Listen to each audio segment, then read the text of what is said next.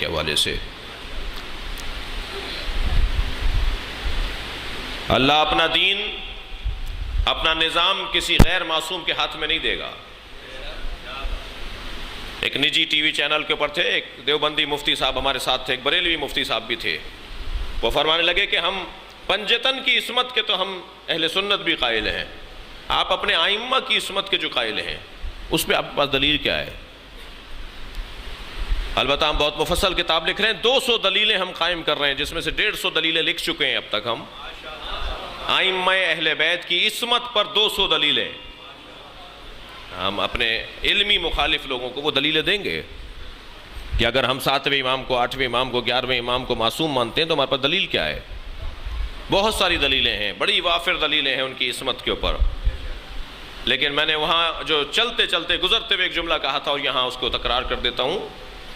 میں نے کہا کہ عصمت، توجہ چاہوں گا، عصمت جہاں فضیلت معصوم ہے وہاں ضرورت دین بھی ہے۔ کوئی ایک وجود ایسا ہونا چاہیے کہ جس کے ہاتھ میں دین ہو اور ہمیں یقین ہو کہ یہ دین تبدیل نہیں ہوا ہے، ورنہ پنجتن کے بعد، معصوم کے بعد آج تک جو گیپ آ گیا معصوموں کا، تو دین تو اپنے حیثیت سے نکل گیا، اس میں تحریف آ گئی۔ اب وہ دین ہی نہیں رہا جو نبی لے کر آئے تھے۔ میں کیسے یقین کروں کہ جو یہ مجھے بتایا جا رہا ہے یہ صحیح دین ہے؟ جواب یہی آئے گا کہ نہیں، معصوم ہاتھوں میں اگر ہے تو ماننا پڑے گا کہ اس میں تبدیلی نہیں آئی ہے۔ تو جہاں عصمت اس معصوم کی فضیلت ہے وہاں عصمت دین کی ضرورت ہے۔ دین کو چاہیے کہ کوئی معصوم ہو جو اسے اپنے ہاتھوں میں رکھے۔ اب یہاں کتنی سنگین ذمہ داری بنتی ہے علماء کرام کی، مراجع عظام کی، کہ دین کو بگڑنے نہ دیں، جیسا معصوم نے دیا ہے ویسے ہی رکھیں۔ لہٰذا کبھی کبھی جب کسی مجتہد کا، کسی بزرگ عالم کا، کسی کا کوئی حکم آتا ہے اور کسی مجھ جیسے آدمی کی طبیعت پہ گرانی آتی ہے اور مجھے پسند نہیں آ رہا ہوتا، اور دباؤ ڈال کر ہم نامناسب جملے بھی اس کے لیے کہہ دیتے ہیں، تو اسے اس کی فکر نہیں ہوتی، اس لیے کہ وہ ہمیں راضی کرنے کے لیے نہیں ہے، وہ معصوم کو راضی کرنے کے لیے ہے۔ اس کا کام ہے کہ کسی طرح، کیا کہا، مطیعاً لامر مولا۔ کیا صفات ہیں اس کی؟ 4 صفات میں ایک صفت اس کی ہے کہ وہ اپنے مولا کا مطیع ہے۔ ساری تشیع مل کر بیٹھ جائے اگر مراجع تقلید کے قدموں میں کہ فتویٰ دیجئے اگر کوئی ہمیں قتل کر رہا ہے تو ہم بھی اسے قتل کریں۔ اس جوان نے، اس بچے نے 10 دفعہ میں پوچھا نا کہ ہمیں مارا جا رہا ہے تو ہم بھی لوگوں کو ماریں، مگر کسی بھی مجتہد نے جواب دینے کا فتویٰ نہیں دیا۔ ساری دنیا مل کر بھی کہے کہ فتویٰ بدل لو تو فتویٰ نہیں بدلا جا سکتا، اس لیے کہ فتویٰ اجتہاد کی روشنی میں حکم الہی ہے، اور حکم الہی تبدیل نہیں ہوتا۔ اور فرمائیں گے بہت سنگین ذمہ داری ہے، دین جیسا ہے ویسا ہی محفوظ رکھا جائے۔ عصمت ایک ضرورت دین ہے، ایک ضرورت سماج ہے۔ اب معصوم تو 14 ہیں، منصوص وہ مصطلح معصوم تو 14 ہیں، لیکن کچھ ہستیاں ایسی ہیں جو مصطلح معصوموں پر دلیل عصمت ہیں، جن میں ایک عباس علمدار، بڑی نایت آپ توجہ سے سن رہے ہیں، ایک حضرت عباس کا نام، ایک حضرت معصومہ قم، ایک حضرت علی اکبر، اور ایک آج کی اور میری ممدوح جناب زینب کبریٰ۔ یہ معصومین کی عصمت پر دلیل ہے، جنہیں علماء علم کلام نے لکھا ہے محفوظ عن الخطا، بعض نے لکھا ہے عصمت صغریٰ، بعض نے لکھا ہے عصمت صغریٰ۔ ائمہ اہل بیت جناب زہرا 14 معصوم عصمت کبریٰ پر فائز ہیں، اور زینب کبریٰ عصمت صغریٰ پر فائز ہیں، اس لیے کہ یہ معصوم کے لیے دلیل عصمت بن رہی ہے۔ جب ان کی زندگیوں میں کہیں خطا کا گزر نہیں ہے تو یہ جن کی پیروی کرتے ہیں ان کی عصمت کیسی ہوگی ہے؟ صلوات پڑھیں محمد و آل محمد۔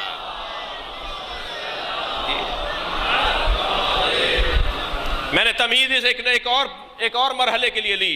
جناب زینب کی ذات عصمت صغریٰ پر فائز ہے، جناب زینب کی ذات محفوظ عن الخطا شخصیت ہے۔ علامہ ذیشان حیدر جوادی کا بڑا حسین جملہ یاد آ رہا ہے، وہ فرماتے ہیں کہ معصوم اور محفوظ میں فرق یہ ہے کہ معصوم جو کام کرتا ہے وہ شریعت کہلاتی ہے، اور محفوظ وہ کام کرتا ہے جو معصوم کرتا ہو۔ اور پھر اس ذات کی عظمتوں میں ایک عنوان بی بی کے القاب ہیں۔ بی بی کا نام زین للعب، جو نبی کے لیے زینت ہو اس علی کی زینت زینب، اپنے بابا کی زینت، نہ صرف نبی، قرآن کی زینت علی، نبی کی زینت علی، ہر زاویہ نگاہ سے عظمتوں کا عنوان علی کی ذات، اور علی کے لیے اگر کوئی زینت بن رہی ہیں تو وہ علی کی بیٹی زینب ہے۔ اس خاندان کے اندر عظمتوں کے بڑے عنوانات ہیں۔ حضرت عباس کی ابھی محفل آپ کریں گے 2-3 دن کے بعد۔ حضرت عباس علمدار کا ایک لقب ہے قمر بنی ہاشم، بڑے معروف اور مشہور اور مستند لقب ہے قمر بنی ہاشم۔ علامہ ذیشان تجوادی کی تو پوری اس پہ کتاب، جو انہوں نے حضرت کے اوپر کتاب لکھی، اس کا نام ہی قمر بنی ہاشم رکھا ہے۔ علمدار کربلا آیت اللہ رسولی محلاتی کی کتاب ہے۔ خود ہم نے ایک کتاب حضرت کی زندگی پر کوشش کی حضرت کو راضی کریں، اس کا نام خورشید وفا رکھا ہے، وفا کا سورج، توجہ ہے نا حضرات کے۔ تو حضرت عباس علمدار قمر بنی ہاشم ہے۔ تو علامہ ذیشان تجوادی لکھتے ہیں کہ قمر بنی ہاشم کس کا لقب ہے؟ یہ اس کا لقب ہے جو قمروں کے درمیان رہتا ہے۔ تاریخ کہتی ہے کہ قمر بطحا لقب ہے حضرت عبد المطلب کا، قمر حرم لقب ہے حضرت ابو طالب کا، خود قرآن نے مولا علی کو قمر کہا ہے، وَالشَّمْسِ وَضُحَاهَا وَالْقَمَرِ إِذَا تَلَاهَا۔ قسم ہے، اللہ کہہ رہا ہے قسم ہے سورج کی کہ جب وہ طلوع کرتا ہے، اور قسم ہے چاند کی جو سورج کے پیچھے چلتا ہے۔ یہاں سورج سے مراد محمد مصطفیٰ ہیں، قمر سے مراد علی مرتضیٰ ہے۔ صلوات پڑھے محمد و آل محمد پر۔ جس خاندان میں ہر فرد فرید ہو، جس خاندان میں ہر فرد قمر ہو، اس خاندان اقمار میں، اس خاندان قمر میں اگر کوئی قمر ہے تو وہ ہے عباس، یعنی چاندوں کا چاند،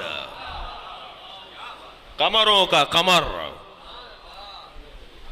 اسی طرح جناب زینب کا ایک ایسا عظیم لقب ہے کہ جس پہ حضرت کی عظمت ہمارے حساب سے عظمتوں کے باب میں منفرد عظمت ہے جناب زینب کی، اور وہ عظمت ہے عقیلہ بنی ہاشم۔ جناب زینب کا لقب ہے عقیلہ بنی ہاشم۔ کس میں عقیلہ ہے؟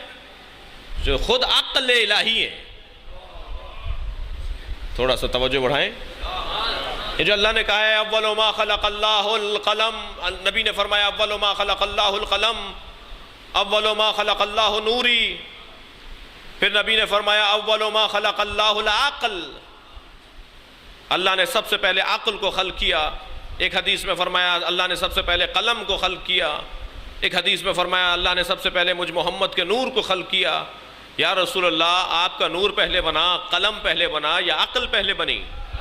جواب نبی آئے گا ان تینوں میں تضاد نہیں ہے۔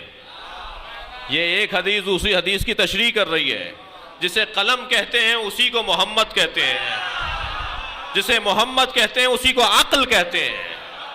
یہ عقل کا وجود، خود یہ گھرانہ عقل ہے۔ غور کر رہے ہیں آپ حضرات؟ جو عقل گھرانہ ہو، جو عاقلوں کا گھرانہ ہو، اس گھرانے میں اگر کوئی عقیلہ کہلائے، صلوات پڑھے محمد و آل محمد پر۔ اللہ اکبر۔ صاحبان عقل لوگوں میں اگر کوئی عقیلہ ہے، اہل دقت بیٹھے ہوئے، پھر توجہ چاہوں گا، عاقل اور ہوتا ہے، عقیل اور ہوتا ہے۔ یا بی بی کا لقب عاقلہ بنی ہاشم نہیں ہے۔ بھائی آپ تھوڑا گردن ہلاتے رہیے، میری بات پہنچ رہی ہے نہیں؟ عاقلہ اور ہے، عاقل اور ہے، عقیلہ اور ہے، عقیل اور ہے۔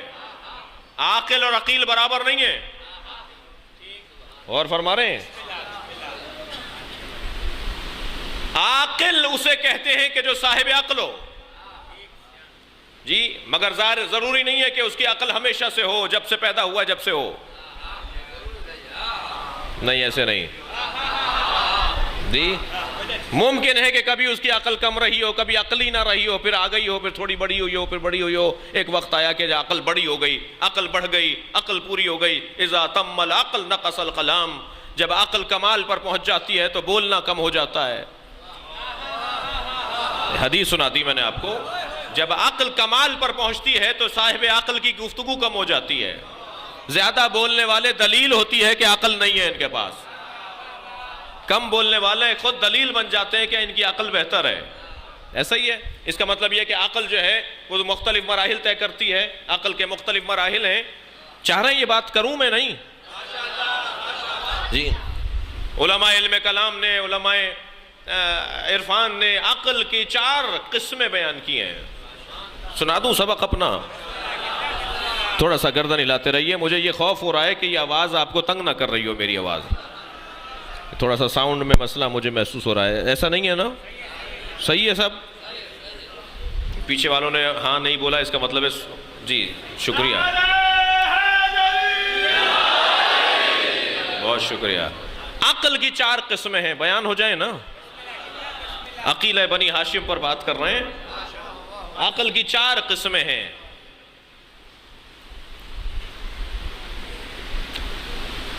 عقل بالمستفاد، عقل بالملکہ، عقل حیولانی، عقل بالکمال۔ میں نے ترتیب بگاڑ دی ہے کیونکہ ترتیب اب ٹھیک کرتا ہوں پہلے سے، یعنی یہ جو میں نے جس ترتیب سے بولا ہے اس ترتیب سے نہیں ہے۔ ایک صلوات پڑھ لیں ذرا محمد والے۔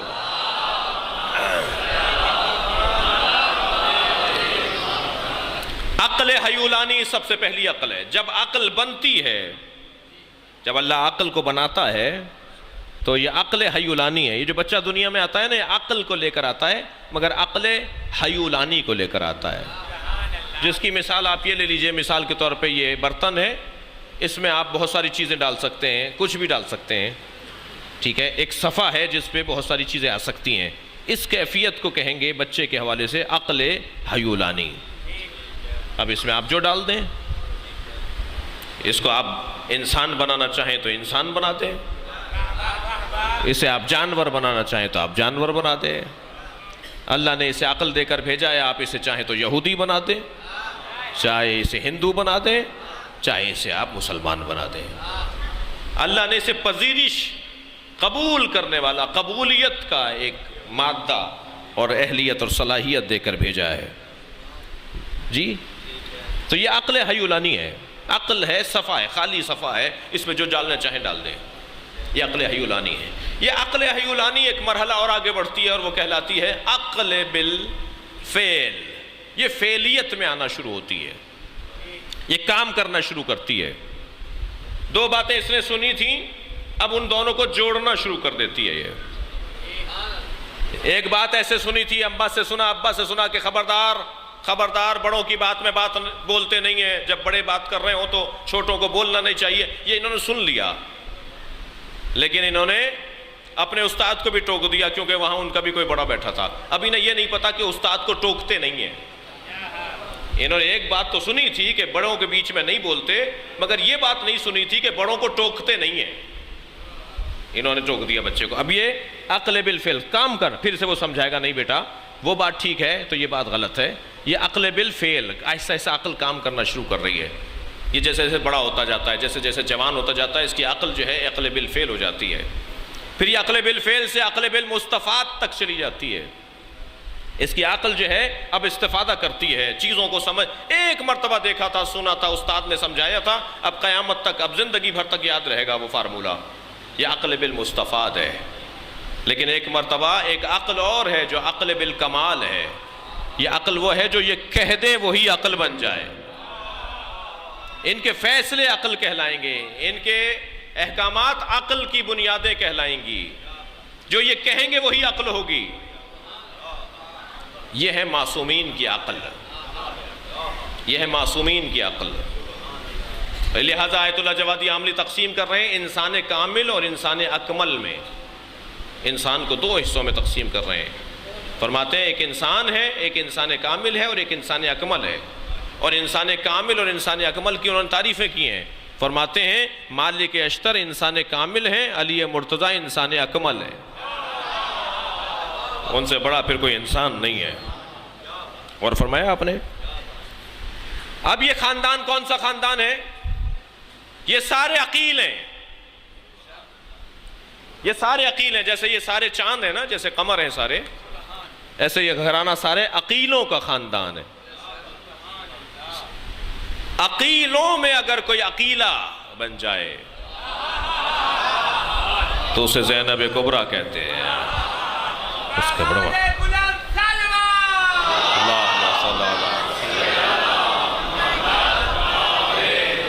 میں بہت ساری مثالیں رکھتا ہوں اپنے اس مدعا کے اوپر. بات کو ہضم کر کے اور سمجھ کر آپ کے سامنے سبق دہرا رہا ہوں. آپ نے کبھی غور فرمایا کہ جب چادر تطہیر کا واقعہ سن 9 ہجری میں رونما ہوا، 9 ہجری میں جب مباہلہ پیغمبر اکرم کہہ کر آ گئے کہ کل تعالوا ندعو ابناءنا وابناءکم ونساءنا ونساءکم وانفسنا وانفسکم ثم نبتہل ونجعل لعنۃ اللہ علی الکاذبین. یہ 9 ہجری میں آئے. تطہیر اور مباہلے کے واقعے کا بڑا گہرا ربط ہے آپس میں. مباہلے میں پیغمبر کہہ کر آئے کہ تم اپنے مردوں کو لے آؤ، ہم اپنے مردوں کو لاتے ہیں. تم اپنے بیٹوں کو لاؤ، ہم اپنے بیٹوں کو. ہم اپنی عورتوں کو، تم اپنی عورتوں کو. ہم اپنے جیسوں کو، تم اپنے جیسوں کو. پھر ہم مباہلہ کریں گے. غور کر رہے ہیں؟ تو پیغمبر گھر میں تشریف لائے اور آ کر آپ نے فرمایا یا فاطمہ ایتینی بالکساء الیمانی، مجھے چادر یمنی لا کر دے دو. انی اجد فی بدنی ضعفا، میں اپنے بدن میں ضعف محسوس کر رہا ہوں. سیدہ نے چادر یمنی لا کر دے دی. نبی نے چادر لے لی. کچھ دیر کے بعد امام حسن آئے. پوچھا میرے نانا کی خوشبو مجھے آ رہی ہے. فرمایا کہ چادر کے نیچے تمہارے نانا موجود ہیں. امام حسن قریب گئے، جا کے نانا کو سلام کیا. نانا نے جواب دیا، کہا میں بھی چادر میں آ جاؤں؟ نانا نے فرمایا تم بھی چادر میں آ جاؤ. کچھ دیر کے بعد امام حسین آئے. پھر آپ نے آ کر سلام کیا. نبی سے پوچھا. نبی نے انہیں بھی چادر میں لے لیا. پھر کچھ دیر کے بعد مولا علی آئے. پوچھا میرے بھائی، میرے وسیع، میرے مولا یہاں موجود ہیں؟ کہاں؟ چادر کے نیچے ہیں. انہوں نے سلام کیا. انہوں نے بھی چادر میں لے لیا. امام حسن، امام حسین، جناب مولا کائنات، پھر جناب زہرا چادر کے اندر چلی گئیں. میں آپ سے سوال کرتا ہوں، اس وقت میں بیویاں دیکھ رہی تھیں، اسی لیے تو جناب ام سلمہ نے آگے بڑھ کر کوشش کی کہ وہ چادر میں آ جائیں.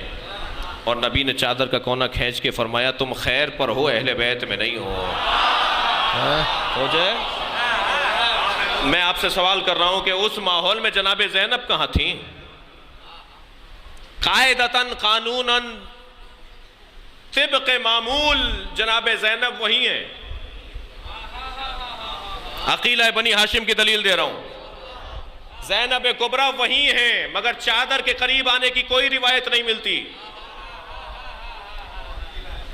کیوں نہیں ملتی چادر کے قریب آنے کی کوئی روایت؟ اس لیے کہ زینب جانتی ہیں اس چادر میں میری جگہ نہیں ہے.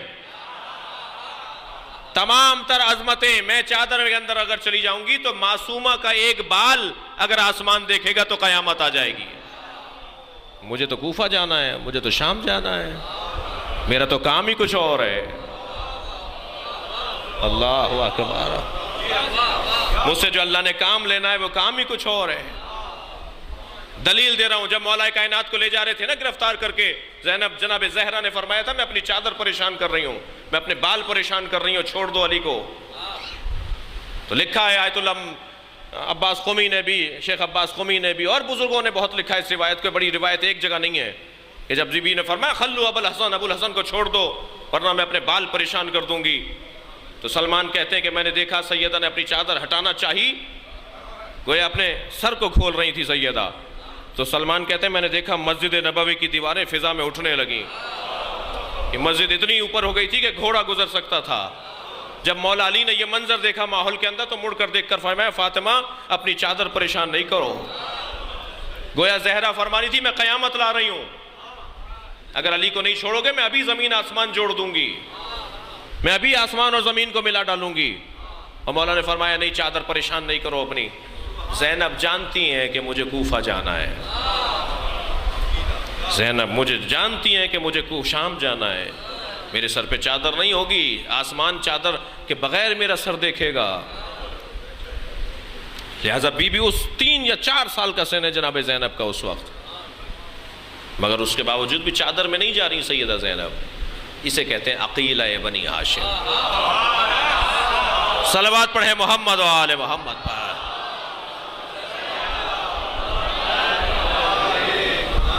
عزیزو، انسان کو اللہ نے بڑا مقام عطا کیا ہے اگر یہ اپنی عقل کو استعمال کرنے لگے۔ یہ ممتاز ہی اس بنیاد پر ہوتا ہے معاشرے میں کہ یہ اپنی عقل کو استعمال کر رہا ہے، اور عقل کا اضافہ ہوتا ہے صاحبان عقل سے دوستی کرنے کے بعد۔ الحمدللہ الحمدللہ، جو افراد اہل بیت سے جڑے ہوئے لوگ ہیں ان کی عقل ان سے بہتر ہے جو اہل بیت سے دور ہیں، اور اس کو مسلسل اضافہ کرنے کی ضرورت ہے۔ ایک جگہ معصوم ارشاد فرماتے ہیں، سنو تمہاری عقل زائل ہو جائے گی اگر تم نے گناہ کیے۔ جس کے گناہ بڑھ جاتے ہیں ان کی عقل کام نہیں کرتی۔ بڑی گاڑی سے اترنا، مہنگے کپڑے پہننا، جی 2000 ایکڑ زمین کا مالک ہونا صاحب عقل ہونے کی دلیل نہیں ہے۔ عزیزان گرامی، صاحب عقل ہونے کی دلیل وہ ہے جو اپنے بارے میں صحیح فیصلہ کر پائے، وہ گناہوں سے، وہ غلطیوں سے، وہ کوتاہیوں سے، وہ بے وقوفیوں سے۔ اس سے بڑھ کر کوئی بے وقوفی ہوگی کہ انسان اپنے رب کو ناراض کر رہا ہے؟ اس سے بڑھ کر کوئی بے وقوفی ہوگی کہ انسان اپنے مولا کو ناراض کر رہا ہے؟ یہ تو سمجھداری ہی نہیں ہے۔ ہر شخص چاہتا ہے بڑے آدمی کو راضی کرے، ہر شخص چاہتا ہے عظیم آدمی کو راضی کرے، عظیم وجود کو راضی کرے۔ اس سے بڑھ کر کوئی بے وقوف ہوگا کہ مولا علی کو ناراض کر رہا ہے نافرمانی کر کے؟ یہ صاحب عقل نہیں ہے۔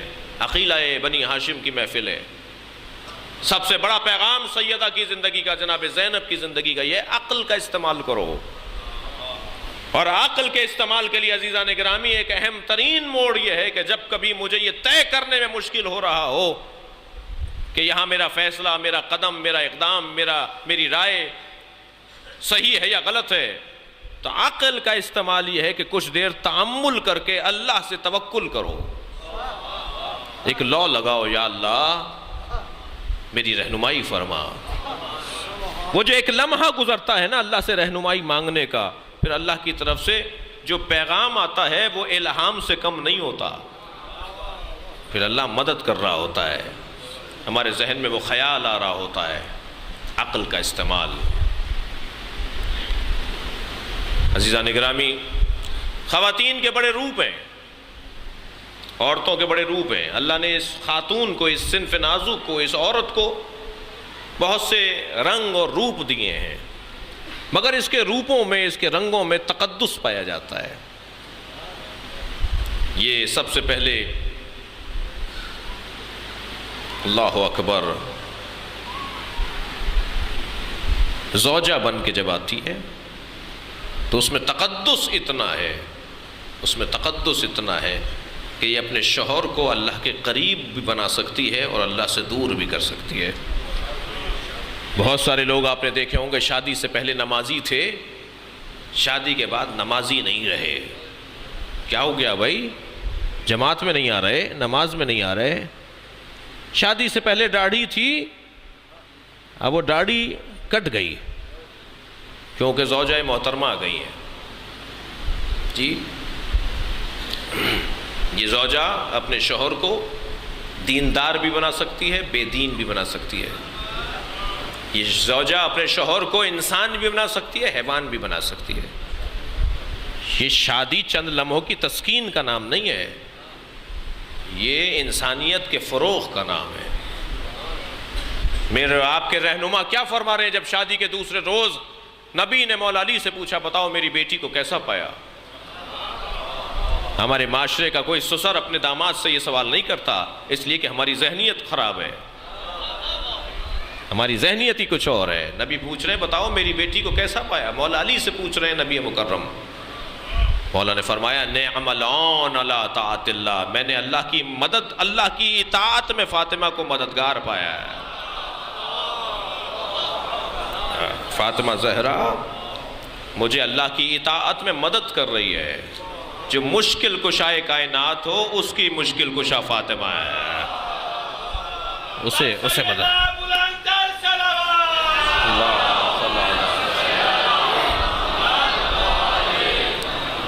ایک روپ اس کا زوجہ کا روپ ہے. یہ اپنے شوہر کو دیندار انسان بہتر بھی بنا سکتی ہے، اپنے شوہر کو یہ حیوان بنا دیتی ہے، اللہ سے دور کر دیتی ہے. یاد رہے کہ جس اللہ نے یہ تمہیں دی ہے اس اللہ نے تمہیں کچھ حکم پہلے سے دیے ہوئے ہیں، کہیں اللہ کے حکم اس عورت کی وجہ سے نہ چلے جائیں. مگر عزیزو جب یہ مقدس ہو جائے، جب یہ اپنے فرائض کو ادا کرنے لگے تو یہ علی